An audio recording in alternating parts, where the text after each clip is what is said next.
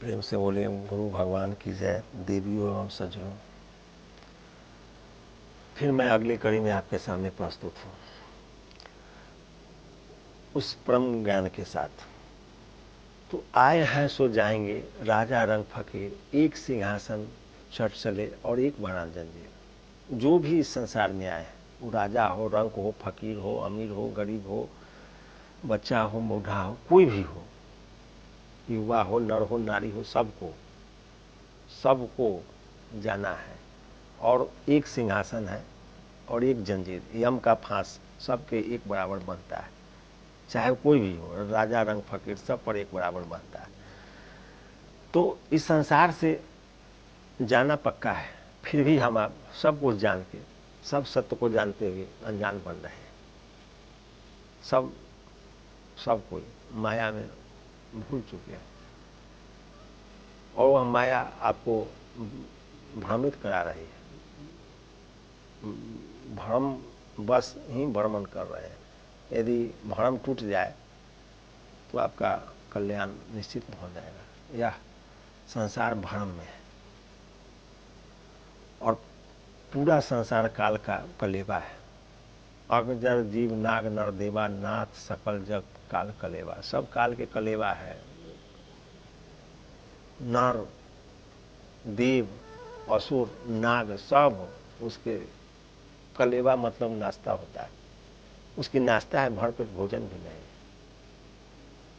सब कोई उसका नाश्ता है। फिर भी हम लोग सारे सत्य को सुनकर अनजान बन रहे हैं।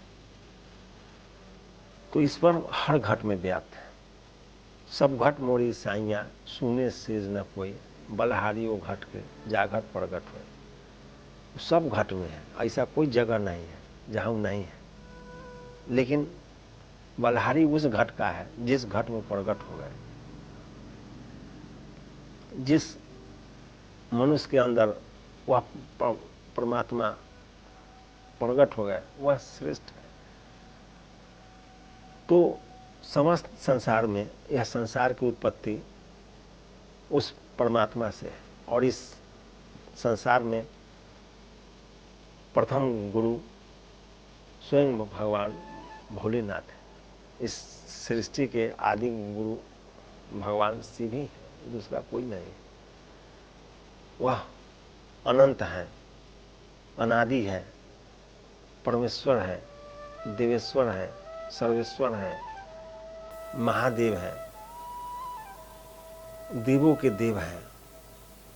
असुर नाग नर नाग किन्नर गंधर्व सबके द्वारा पूजित है, सर्वमान्य है। और वो जगत गुरु है और आदि गुरु है। सृष्टि के प्रारंभ से उन्होंने ही इस संसार में ज्ञान का विस्तार किया।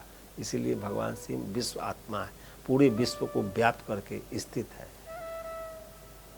यह पूरा संसार, जो भी ज्ञान आप देख रहे हैं और जो भी इस संसार में चर अचर जो भी है, जो भी दृष्टिगोचर हो रहा है, सब वह प्रभु की कृपा से है और सब उनकी माया है। और वह वास सबके हृदय में करते हैं। तो हृदय में उनको धारण करना चाहिए और उनको हृदय में ही प्रकट करना चाहिए। बलहारी घट के जा घट प्रकट हुए। जिस घट में प्रकट होगा वही घट महान होगा, वही श्रेष्ठ होगा। तो स्वयं महादेव ने बताए जो हरि व्यापक सर्वत्र समाना, प्रेम से प्रकट हो ही मैं जाना। वह भगवान, वह हरि, वह ईश्वर, वह परमात्मा प्रेम से प्रकट होते हैं।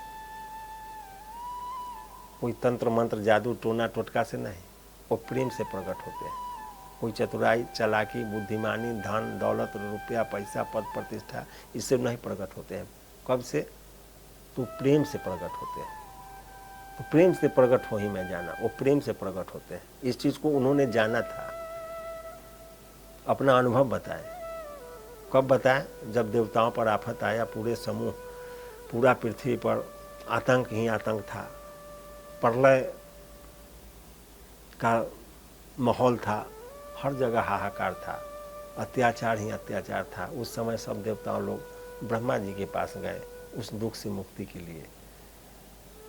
तो उस दुख से मुक्ति पाने के लिए ब्रह्मा जी के पास गए। उसी समूह में, उसी सभा में भगवान शिव भी थे। सब लोग अपना अपना मत प्रस्तुत करने लगा। यही ब्रह्मा जी से अर्जी विनती करने लगा कि आप बताइए कि हम लोगों का कल्याण कैसे होगा। तो ब्रह्मा जी बताए जो ईश्वर चाहेंगे तब। तो फिर ईश्वर कहाँ है, इसकी तलाश शुरू हुआ। कोई अपना अपना मत बता रहा है, कोई बैकुंठ में, कोई क्षीर सागर में, कोई कहीं। अनेक प्रकार से लोग भ्रमित हो रहे थे। सब लोग एक दूसरे को भ्रम में डाल रहे थे, इसलिए कि जान नहीं रहे थे। अंधेरे में फेंका हुआ तीर काम नहीं आता है, उसी तरह से अंधभक्ति कहीं काम नहीं आता है। वह दिखावा, ईश्वर को प्राप्त करने में दिखावा काम नहीं आएगा, वहाँ सत्य पर ही चलना पड़ेगा। तो उसी मार्ग में भगवान शिव भी चलते चलते आके उस सभा में मिल गए। और मिल गए तो सब लोग अपना अपना जब विचार कह के शांत हो गया, कोई सटीक किसी का जवाब नहीं था, न उपाय था, न विचार था। तो जब सारी सभाएं जब शांत पड़ गया तो भगवान शिव ने अपना विचार बताया।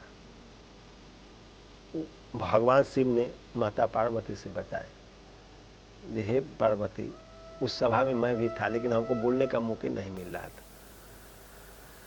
तो अवसर पाई वचन एक कहूँ। जब हमको मौका मिला, भगवान शिव ने माता पार्वती से बताया कि जब हमको मौका मिला तो हम एक वचन बताए, बहुवचन नहीं, एक वचन। तो वह वचन क्या था? हरि व्यापक सर्वत्र समाना, प्रेम ते प्रगट हो ही मैं जाना। वह एक वचन बताए, ये भगवान सब जगह है, लेकिन वो प्रगट कैसे होते हैं? तो प्रेम से। तो फिर अब हम लोग प्रेम के तलाशने लगे। प्रेम प्रेम प्रेम प्रेम प्रेम के परिभाषा बदल गया। वो प्रेम क्या है? जबकि महापुरुषों ने स्पष्ट बताया, ये प्रेम न बाड़ी उपजे, प्रेम न हाट बिकाए, राजा प्रजा जीवी रोचे, शीश दे ले जाए। तो वह प्रेम न किसी हाट बाजार में मिलता है, न वह किसी खेत में, न कोई बाड़ी में उपजता है। तो फिर प्रेम मिलेगा कहाँ? न कहीं पैसा से मिलता है, न धन संपत्ति खर्च करने से मिलता है। तो प्रेम मिलेगा कहाँ? तो वह प्रेम, वह सतगुरु, सत्य पुरुष, तत्वदर्शी, परम गुरु परमात्मा के पास है। वह गुरु ही प्रभु है और प्रभु ही गुरु है।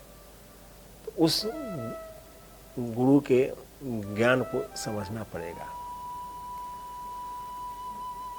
तो पोथी पढ़ी पढ़ी जगमुआ पंडित भया, न कोई ढाई आखर प्रेम का पढ़े सो पंडित हो। वह गुरु का जो ढाई आखर है, जो उसको पढ़ लेगा, जो उस शब्द को जान जाएगा, वही उस ब्रह्म को पा जाएगा। उसी में प्रेम का सार छिपा हुआ है। वही सार तत्व परमात्मा है। यह शरीर 5 तत्व से बना हुआ है और इसमें कफ पित्त भाई मल मूत्र भरे पड़े हुए हैं। ऊपर रंग सुरंग बने हो, काली गह करता रहा। बस यही है। इस शरीर ऊपर से बहुत अच्छा दिख रहा है, लेकिन इसके अंदर विकार भरा हुआ है, इसमें कुछ नहीं है। और यह आपको साधन प्राप्त करने के लिए यह शरीर मिला है, यह धाम है मोक्ष प्राप्त करने का। यदि इसमें नहीं प्राप्त कर सके तो फिर आगे बहुत दिक्कत है। इसलिए विचार पूर्वक उस परम ज्ञान को समझते हुए आप इस पर मनन और चिंतन अवश्य करें। चिंता करने से मनुष्य की बुद्धि विचलित हो जाती है, उसका पतन हो जाता है, लेकिन चिंतन करने से मनुष्य सर्वश्रेष्ठ स्थान को प्राप्त कर लेता है। इसलिए चिंता छोड़कर चिंतन में लगिए, समय उतना ही जाएगा। या तो आप राम राम जप रहे हैं तो भी उतने समय जाएगा, चाहे किसी को गाली दे रहे हैं फिर भी उतने समय जाएगा। तो दोनों के लाभ को देखना चाहिए। राम नाम करने से क्या लाभ है और गाली बकने से क्या लाभ है, इसका विचार आपके ऊपर है। इसलिए विचार करके चलना चाहिए। तभी आप सफल हो पाइएगा, ऐसे नहीं। फिर अगले भाग में मैं आपके सामने प्रस्तुत होऊंगा। तब तक जय गुरुदेव।